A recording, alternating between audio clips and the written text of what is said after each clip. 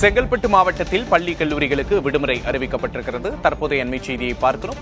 செங்கல்பட்டு மாவட்டத்தில் பள்ளி கல்லூரிகளுக்கு விடுமுறை என்ற அறிவிப்பு வெளியாகி இருக்கிறது. தற்போதைய அண்மை செய்தியை பார்க்கிறோம். கனமழையால் பல்வேறு மாவட்டங்கள் தத்தளித்து வருகின்றன. இந்த நிலையில் செங்கல்பட்டு மாவட்டத்தில் பள்ளி கல்லூரிகளுக்கு விடுமுறை விடப்பட்டிருக்கிறது. முன்னதாக சென்னையில் பள்ளிகளுக்கு மட்டும் விடுமுறை என்ற அறிவிப்பு வெளியாகி இருந்தது. தற்போது செங்கல்பட்டு மாவட்டத்தில் பள்ளி கல்லூரிகளுக்கு விடுமுறை விடப்பட்டிருக்கிறது. இதேபோல கடலூர் மாவட்டத்திலும் பள்ளி கல்லூரிகளுக்கு விடுமுறை அறிவிக்கப்பட்டிருக்கிறது.